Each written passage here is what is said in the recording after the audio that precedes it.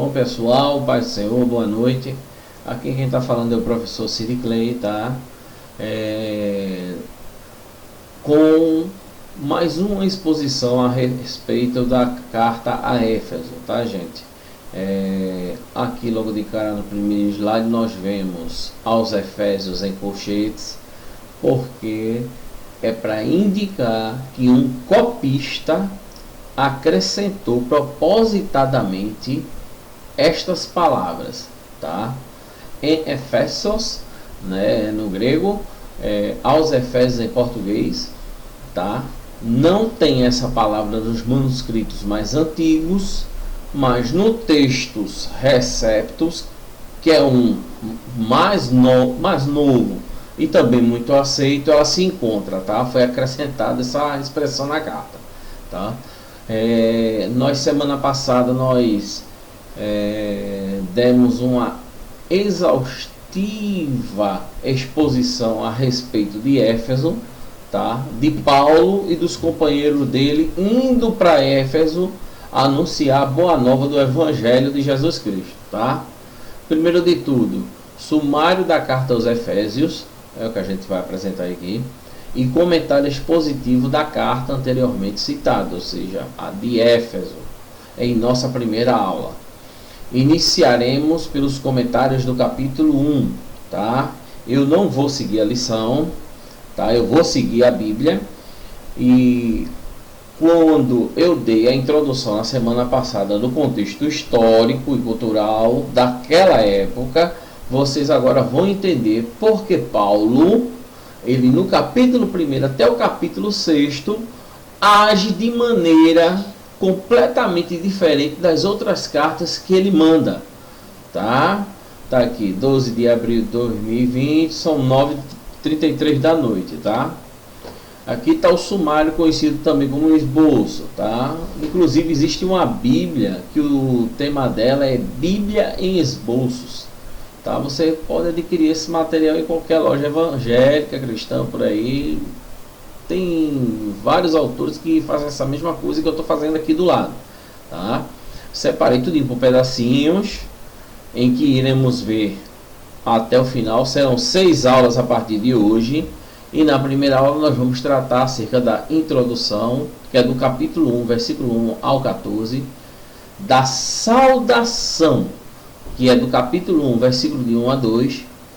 O propósito de Deus em Cristo, está no capítulo 1, versículo de 3 ao 14. E a oração de ações de graça de Paulo, que é do capítulo 1, versículo do 15 ao 23. Aí termina aqui o capítulo 1. Tá?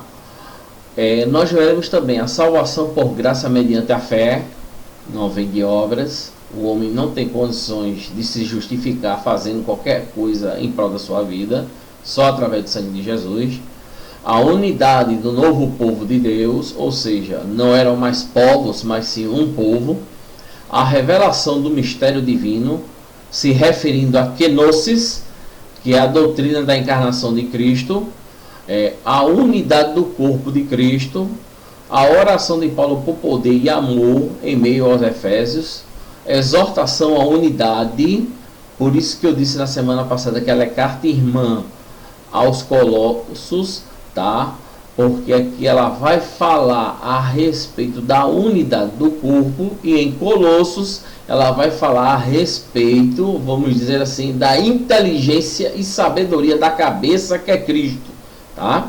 Vemos aqui, desculpe, a maturidade da igreja, exortação a uma vida de santidade, novos relacionamentos, mulheres e maridos são tratados nesse capítulo aqui, filhos e pais no 6º, escravos e senhores, embora a escravidão seja uma coisa aos nossos olhos pavorosa, horrível, inaceitável naquele tempo, nem Jesus nem os apóstolos se meteram nisso, tá? Era uma cultura da época que não tinha volta a não ser passar as gerações, chegar até hoje, está do jeito que está, tá? O combate do novo povo, tá? O que eles haveriam de enfrentar após serem orientados por Paulo, e a conclusão final da carta, que é do capítulo 6, versículo 1 até o versículo 24. Tá, gente? Comentários sobre o capítulo 1 da carta aos Efésios. Vamos aqui. Na semana passada vimos o contexto bem amplo, tanto bíblico quanto da história de Éfeso. Tá? Eu fui bem prolixo nesse assunto. Hoje iremos abordar o capítulo 1 inteiro para que o estudo seja sistemático, ou seja, em sequência, em delineamento, numa reta, tá? Não com curvas, viu? Para que você entenda direitinho a mensagem da carta e ao mesmo tempo contextualizado. Serviu para aquela época, nos dias de hoje serve para quê? Para que serve? Tá? Quando a gente vê hermenêutica em teologia, homilética e por aí vai, essas cadeiras da faculdade, nós temos sempre a obrigação de, quando pregamos ou ensinamos a Bíblia a alguém, de contextualizá-la para a realidade em que estamos vivendo naquele momento, ou naquela situação, ou na situação da pessoa, se o Espírito Santo assim revelar. Tá? Temos que ter esse cuidado. São ao todo 23 versículos que serão abordados de maneira prática e sem muitas delongas. Tá? A carta a Éfeso é uma carta pequena, não é difícil de se explanar, a não ser quando Paulo começa a comentar a respeito dos mistérios da kenosis, que é a encarnação de Cristo, mas tirando isso, dentro do que foi falado na semana passada, com o que vocês vão ver de hoje até a 7ª aula, que é a última aula, vocês vão ver que não é tão difícil assim não de entender essa carta não, tá, gente? Este é o resumo que será comentado hoje. Introdução, que é de 1 ao 14, uma saudação, de 1 a 2, propósito de Deus em Cristo, capítulo 1, versículo 3 ao 14, e a oração de ações de graça de Paulo, tá? Também chamada de doxologia, tá? Depois a gente vê o que é doxologia, tá? É uma palavra bonita, tem gente que usa muito, mas às vezes não sabe o que significa, tá? Introdução, capítulo 1, versículo de 1 ao 14. Bom, para começarmos, vamos analisar os primeiros versículos que dizem, o versículo 1 e o versículo 2, dentro desse texto aqui, tá? Nunca pegue texto isolado para fazer de doutrina. Ou você pega uma passagem, ou pega 3 passagens dizendo a mesma coisa. É a recomendação na vida acadêmica dos teólogos, viu?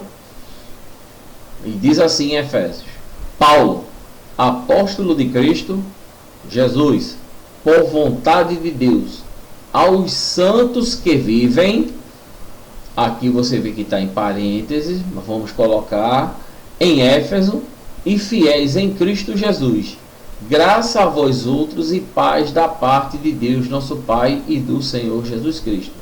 Se você analisar direitinho esse primeiro versículo, você vai ver que o acréscimo feito pelo copista nada vai interferir na carta, porque eu posso ler sem ele. Veja, Paulo, apóstolo de Cristo Jesus, por vontade de Deus, aos santos que vivem e fiéis em Cristo Jesus, graça a vós outros e paz da parte de Deus nosso Pai e do Senhor Jesus Cristo. Pode ver, não houve mudança de sentido, é a mesma mensagem. Eu creio, pelo que eu tenho estudado, pelos comentários dos outros comentaristas de lições, que o copista quis colocar esse acréscimo para dizer que a carta partiu de Éfeso. Tá? Pode ser uma posição aceitável, pode ser que não, mas quem discute isso são os manuscritologistas, não somos nós os teólogos, tá? O manuscritologista, ele estuda os manuscritos, nós ficamos com outras partes, tá? Observemos o primeiro versículo e notemos que existem 2 palavras em colchetes. Em outras versões bíblicas, esse destaque pode ser feito com chaves ou parênteses, tá? Hoje em dia estão usando mais os parênteses, tá? Para indicar que é acréscimo de copista, não está no texto mais antigo, tá? Esta sinalização serve para indicar que estas palavras não se encontram nos manuscritos mais antigos e aceitos. Não adianta ele ser antigo e não ser aceito. Ele tem que fazer parte do cânon. O que é o cânon? É o texto sagrado, tá? Que serve para delinear a vida do homem até ele chegar a Cristo, também com a ação do Espírito Santo, né? Logo, esse acréscimo feito pelo copista nem aumenta ou diminui a veracidade do texto presente. E muito pelo contrário, ele reforça ainda mais que a carta foi para Lídia. Talvez, ninguém afirma, viu? Os comentaristas que eu pesquisei, nenhum deles afirmam. Eles falam talvez, porém, todavia, entretanto, começando por Éfeso, tá? Desculpa. Vamos seguir. Observações relevantes nesses primeiros 2 versículos. Logo de início, vemos uma saudação geral e não pontual, como nas demais cartas escritas por Paulo, tá? O que levou muito tempo para se aceitar que aos Efésios foi redigida pela pena paulina, por causa desta particularidade. Se você chegar, vamos pegar Romanos, tá? A carta dirigida a Roma, por Paulo, para os crentes daquela região ali em Roma, na Itália. Meus irmãos, ele cita nome de mulheres, que inclusive eram diaconisas, cita nome de outra mulher, que inclusive era incrementada no meio dos apóstolos e se destacava acima deles. Ele cita nome de mais de 10 pessoas diferentes, só na carta a Roma. Nas outras, ele faz a mesma coisa, mas só que na carta para Éfeso, ele não faz isso, tá? Era uma coisa, vamos dizer assim, que deveria ter acontecido, ele ter citado o nome de alguém na carta, mas ele não cita o nome de ninguém, não dá saudação a ninguém, ele faz uma geral. Com que propósito será que ele fez essa geral? Analise comigo. Ele ficou de 2 a 3 anos em Éfeso. Gente, é muito tempo para fundar igrejas dentro das casas dos irmãos, afastá-los da deusa Artemis, a Diana dos Efésios, e colocá-los no caminho de Cristo. Ele teve, vamos dizer assim, uma singularidade, um amor muito maior por Éfeso do que nós pensamos. Tá entendendo? Veja pelo seguinte, vimos no slide 19 da aula passada o seguinte: entendemos que o apóstolo Paulo escreveu Efésios por causa de Efésios capítulo 1, versículo 1 e Efésios capítulo 3, versículo 1. É escrita entre 61 e 62. Essas datas não adianta a gente querer radicalizar, porque tem gente que diz que foi de 58 a 60, 59 a 60. Eu pego a mais recente e ponho. E nas minhas fontes do primeiro slide vocês vão ver de onde eu tirei, tá? 61, 62 depois de Cristo, enquanto estava preso em um domicílio em Roma, tá? Em Efésios 3:1, 4:1 e 6:20 está dizendo isso, que ele estava preso dentro de casa, com a guarda pretoriana tomando conta dele. E Tíquico de Éfeso foi quem levou a carta, tá? Tíquico foi até Paulo, falou para Paulo as boas novas que estavam acontecendo em Éfeso. Daí o fato, eu vou até adiantar sem ter necessidade, mas daí o fato dele elogiar e fazer uma doxologia dentro da carta por mais de uma vez em favor dos Efésios, para que Cristo tomasse conta deles, tá? De tanto amor e carinho que ele tinha pego por esse povo, tá? E Tíquico é que era o representante deles, levando essas boas novas, dizendo: olha, os pastores que tu deixasse lá, os diáconos, os outros consagrados, os obreiros, ampliar a igreja de um jeito que a gente não está conseguindo mais dar conta do recado. A verdade é essa, meus irmãos. O evangelho tinha se espalhado pela área da Lídia de um jeito que nem mesmo Roma conseguiu conter, tá? Já Epafrodito de Filipos levou a carta aos filipenses. Essas são as cartas de prisão, viu? Epáfras de Colossos levou a carta aos colossenses. E Onésimo, aquele escravo fujão, pegou a carta redigida por Paulo, assinada por ele, levou a Filemon, para não levar uma quarentena menos uma, viu? Era o castigo do escravo para fugir. E tem outros também que convém comentar em outra oportunidade. Os propósitos de Deus em Cristo, está no capítulo 1, versículo de 3 ao 14, tá? Bem, Paulo agora começa a mostrar aos Efésios que Cristo é a cabeça do corpo espiritual, que é a igreja que será arrebatada, tá? Ele não está mostrando a cabeça, ele está mostrando é que o corpo místico da igreja lá em Éfeso era o corpo de Cristo. Ao contrário de Colossos, que diz que, embora eles sejam corpos, Cristo é quem manda neles e é a cabeça deles. A preocupação de Paulo aqui com Éfeso era outra. Ele não estava preocupado em Cristo ser a cabeça da igreja, não. Aqui em Éfeso, não. Porque os crentes de lá tinham Cristo como cabeça. Eles faziam tudo conforme as orientações paulinas dos apóstolos e dos pastores que estavam lá. O problema era completamente outro, tá? Nós vamos vendo à medida que nós fomos comentando, tá? Nós vimos na semana passada que as cartas de Colossos e Éfeso são consideradas irmãs porque tratam de singularidades que não vemos nas outras epístolas, tá? Como eu disse, Colossos fala da cabeça, que é Cristo, e Éfeso fala do corpo místico, tá? Que é a igreja. Porque tratam de singularidades que não vemos nas outras epístolas, onde em Éfeso a igreja é o corpo místico de Cristo, tá? Não estranhe a palavra místico, isso é para indicar divindade, viu?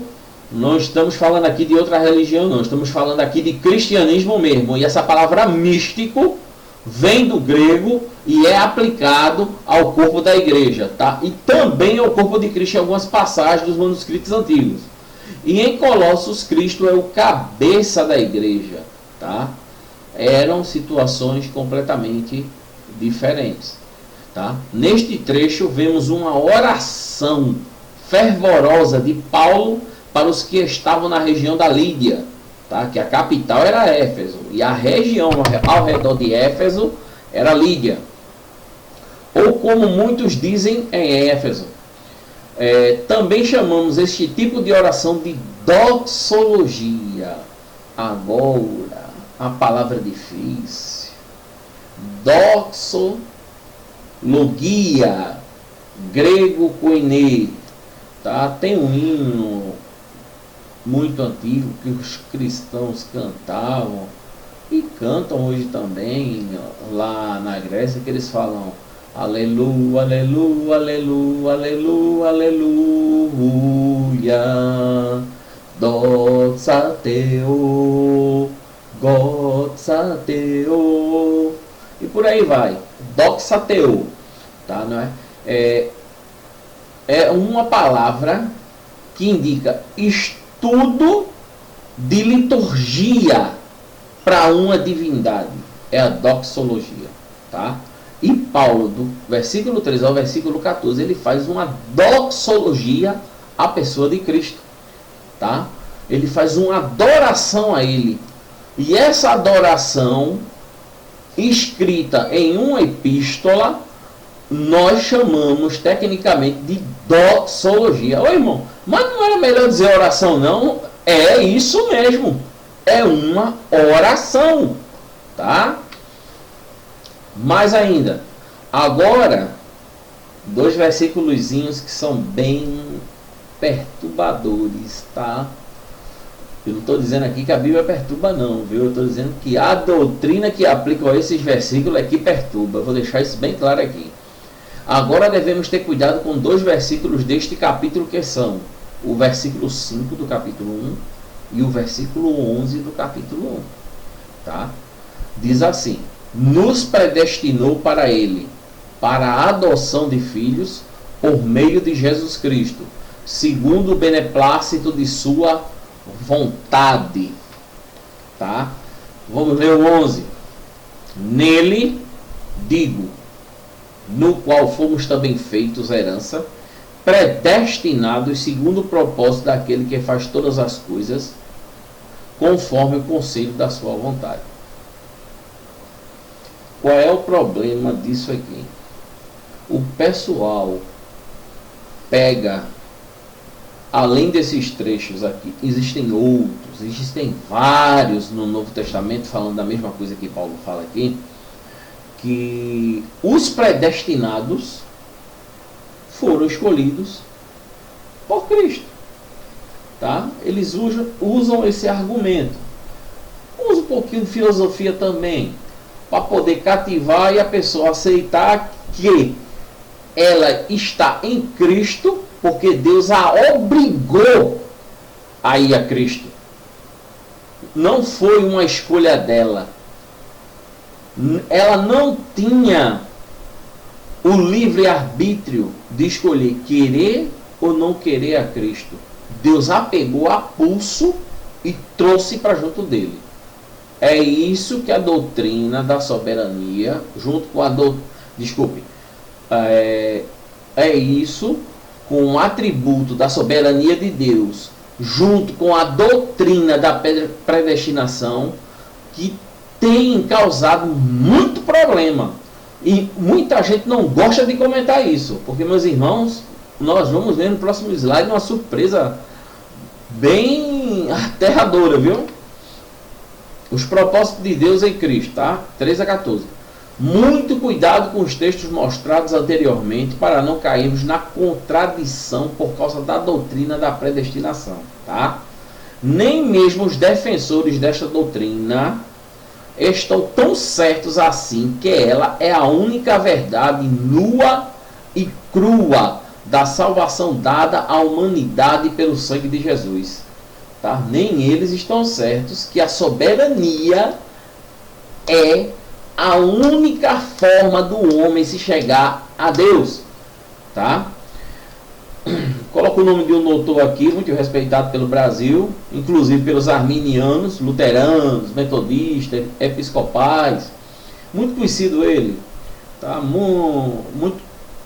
Muito bem cotado, e ele tem muitos comentários que levam a sua autoria. É o Dr. Hernandes Dias Lopes.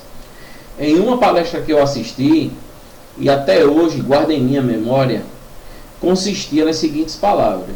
Veja o que ele diz. Ele é defensor da doutrina da predestinação. Mas olhe bem o que ele fala. Gente, predestinação, expiação limitada, eleitos, expiação ilimitada, são duas linhas férreas que vão para o mesmo caminho e somente se encontram no horizonte. E ele complementa: mesmo assim, são os calvinistas e arminianos. Estão lado a lado, com diversas divergências, mas somente na eternidade com Deus, assim como a linha férrea se encontra no horizonte, assim será a explicação de Deus para estas duas doutrinas que são bíblicas. Tá?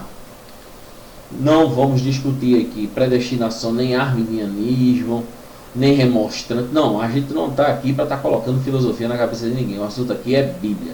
Eu só estou citando para você que nem mesmo os defensores da predestinação têm certeza que ela realmente é o único meio para o homem se chegar a Deus. Tá? Introdução. Os propósitos de Deus em Cristo está lá, capítulo 1, versículo de 3 ao 14. Contudo, mesmo com a apelação para a soberania de Deus, pergunto: e enquanto ao que diz a Bíblia? Isso sou eu falando, gente. Somente irei citar 3 passagens e tire vocês para as conclusões, tá? Vê o que é que diz em 1 Timóteo 2 e 4.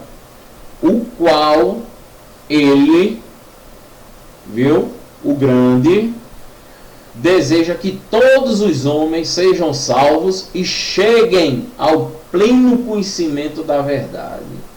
Olha aí, profundo. Tito 2:11.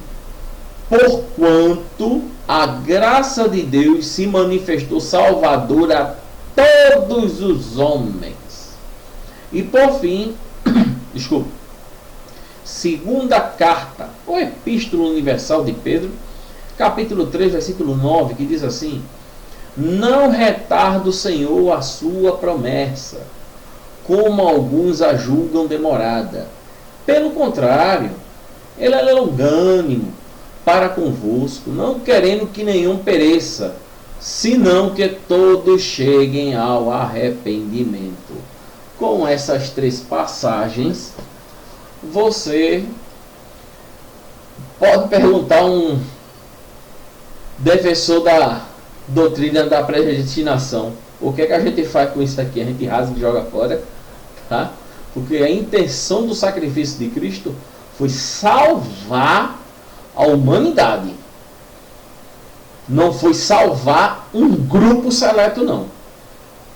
Se a gente colocar isso na cabeça, vamos deixar de ser crentes e passaremos a ser uma seita, tá? É o que aconteceu com todas as cisões que ocorreram desde a institucionalização política do cristianismo em Roma, por meio de Constantino, tá? É complicado, viu? Sigamos adiante. Paulo prossegue elogiando ao povo da carta dirigida à população da região da Lídia, a começar por Éfeso. Tá vendo? Paulo não só estava escrevendo, mas também ouvindo dos que o visitavam as boas novas vindas da região, onde o mesmo dedicou 3. E tem outros comentaristas que dizem que foram 2 anos. Até tem Bíblia que fala 3, quase 3, ou 2, exato. Eles não chegam a um acordo com relação a isso, não. Dedicou 3 anos da sua vida para alcançar e consagrar aqueles que seriam seus sucessores na obra de Cristo. A gente pode chamar atenção em relação a isso. Billy Graham, grande pregador. Spurgeon, um excelente orador, conhecido como príncipe dos pregadores, se não me falha a memória. Fizeram muito, escreveram muito, mas procure na relação deles se eles deixaram algum sucessor. A cadeira ficou vazia, tá? Eu coloco aqui no final aqui, ó, desse slide: sejamos como Paulo e Jesus. Eles criavam líderes e não simplesmente ovelhas, tá? Líderes, ou seja, substitutos. Enquanto Jesus não voltar, nós estaremos sujeitos à vida aqui, e se não conseguirmos chegar até o arrebatamento, nosso corpo vai perecer na incorruptibilidade e depois vai ressuscitar. O nosso corpo vai ser sepultado na corruptibilidade e depois vai ser ressuscitado na incorruptibilidade, tá? Agora, o que você está fazendo? Você está criando uma ovelha de estimação ou você está criando um líder que vai poder um dia ficar no seu lugar, tá? Paulo e Jesus foram espertos. Jesus deixou 12 apóstolos e mais de 500 discípulos. E Paulo, nas suas cartas, com exceção de Éfeso, faz menção de várias pessoas que foram, entre aspas, consagradas por ele, pelos apóstolos, para dirigirem a igreja do Senhor. Viu? Palavras finais. Leiam o capítulo 1 de Aos Efésios, é para ler ele todo. E vejam tudo o que passei. Eu poderia falar mais, porém seria prolixo em demasia com um assunto tão simples como as saudações e a doxologia. Tá, gente? Doxologia é uma prece, uma oração. Agora ela é coordenada, ela não é feita de todo jeito. É como se fosse uma reza, tá? Não querendo atacar a religião aqui de ninguém, tá? Porque reza significa repetição, repetição, repetição. Repita isso de novo, isso de novo, isso de novo. Não. A doxologia é como uma reza. Ela tem que ser feita, mas não é da mesma maneira, tá? Você vai ver comigo na Carta aos Efésios que Paulo faz várias doxologias e não são da mesma maneira, não são uma repetição. Pelo contrário, elas vão aumentando ainda mais a exaltação ao nome de Jesus e do seu corpo místico, que é a igreja, tá? Vamos continuar. Contudo, há mais umas curiosidades que eu gostaria de compartilhar com vocês, tá? Eu pesquisei e descobri isso aí, viu? Vocês não vão ver isso em outro canto, não. Falei que as cartas de Colossos e Éfeso eram irmãs, na semana passada. Logo, há umas observações a serem feitas. Quando o conteúdo de Efésios, que é comum aos colossenses, é removido, sobram ao menos 7 unidades do material exclusivo de Efésios. Vejamos no próximo slide essas unidades que eu pesquisei para vocês, tá? Eu procurei e achei, tá? Eram chamadas de irmãs, mas quando você tira o assunto de Efésios que está em Colossos, ela fica uma carta original, ela não fica mais uma carta irmã. Veja só, unidades presentes aos Efésios que não estão na carta aos Colossos. Capítulo 1, versículo de 3 ao 14. O que falei anteriormente, uma ampla doxologia, ou seja, uma oração para a exaltação de Jesus, tá? 2 de 1 a 10, uma declaração confessional sobre a nova vida. Quem tem vida em Cristo tem que abrir a boca para que todo mundo saiba quem ele é, tá? 3 de 14 a 21, uma oração por entendimento do mistério de Cristo, tá? Foi dada a Paulo a iluminação. Os teólogos hoje chamam isso de insight, tá? A iluminação, vamos falar em português mesmo. Ele recebeu uma iluminação no momento da escrita da carta e ele faz uma outra doxologia, que é que eu chamei de oração, porque realmente aquilo foi uma oração, tá? 4 de 1 a 16, uma ampla exortação à unidade cristã, tá? Éfeso não se dirige ao corpo, então, como falei anteriormente, é uma carta falando para o corpo de Jesus, tá? É para o corpo. Se tinha corpo e ele só estava tratando do corpo, é porque Jesus estava mandando, dominando, fazendo o que queria com eles. Eles estavam, como nós dizemos aqui, dando lugar, meu irmão. Eles estavam marchando na canela de fogo, entendeu? Do capítulo 5, o versículo 8 ao 14, tem uma seção sobre andar na luz. Quem anda na luz não cai em buraco, não pisa em lama, se desvia do que está na frente, atrapalhando seu caminho, tá? A luz é Jesus. E com o Espírito Santo de Deus na nossa vida, não precisamos de mais nada a não ser fazer o que ele diz. 5 de 23 ao 32. Uma ampliação teológica sobre os papéis domésticos. O que é que Paulo vai fazer? Olha, o casamento está bom. Tíquico me disse aqui que vocês estão se dando muito bem no casamento. Agora, vamos melhorar mais um pouquinho aqui? Está entendendo? Vamos acrescentar isso aqui. É o que ele faz nesse capítulo 5. Tá? E ele ainda diz que a mulher tem o seu cabelo comprido e o homem sua cabeça rapada. E aquelas questões de época, tá? Porque as prostitutas de Artemis e de Afrodite, quando desciam para se deitar com os marujos, né, dos navios mercantes, as prostitutas, elas raspavam a cabeça para serem identificadas como profetisas, ou de Artemis ou de Afrodite, tá?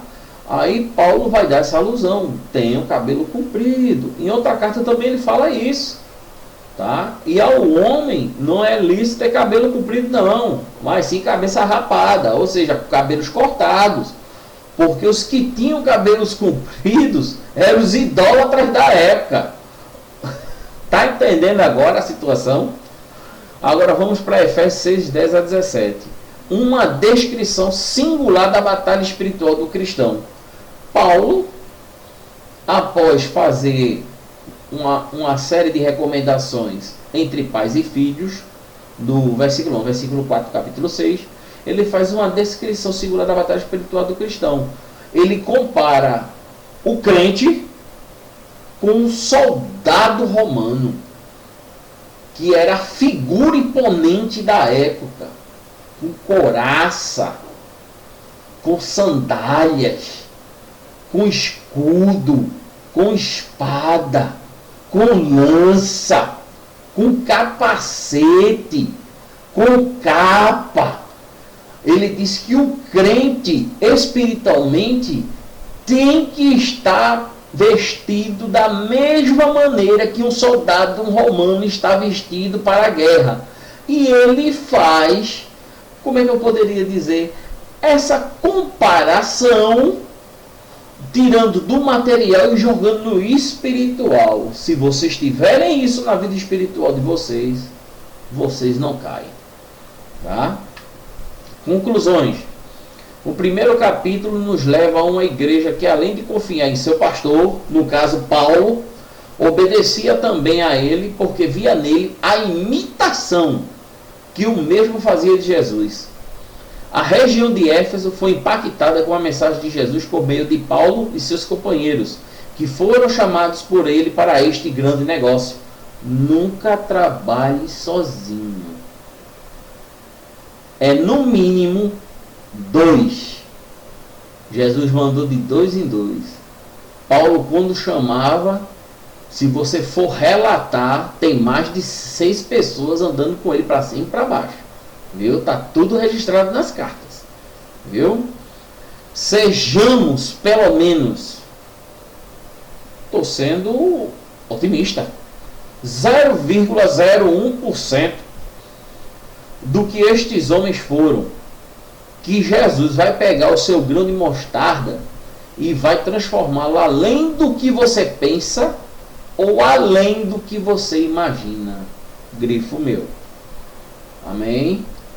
A bibliografia consultada, sugerida para vocês está no primeiro slide, tá? Não vou mudar a coletânea de obras que eu estou consultando, porque elas estão ainda atuais e ninguém que eu conheço, nenhum PhD, chegou para colocar outra na frente delas, tá? Fique com Deus, ore por mim, ore pela minha família, oremos pelo Brasil, porque sem vacina só Jesus para curar, viu?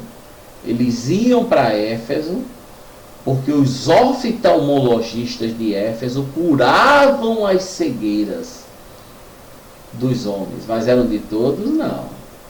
O médico não pode fazer tudo, não. Mas quando Paulo chegou, nós vimos na semana passada, milagres constantes e intensos haviam a partir de Éfeso por toda a Lídia, tá? E Jesus não mudou não, ele está o mesmo. Ele faz, acontece e ainda tem testemunha para dizer o que ele fez, viu? Deus abençoe. Até a terceira aula, que é o capítulo 2 aos Efésios, e que passe logo esse período de quarentena a gente aqui no Brasil, tá? Jesus abençoe.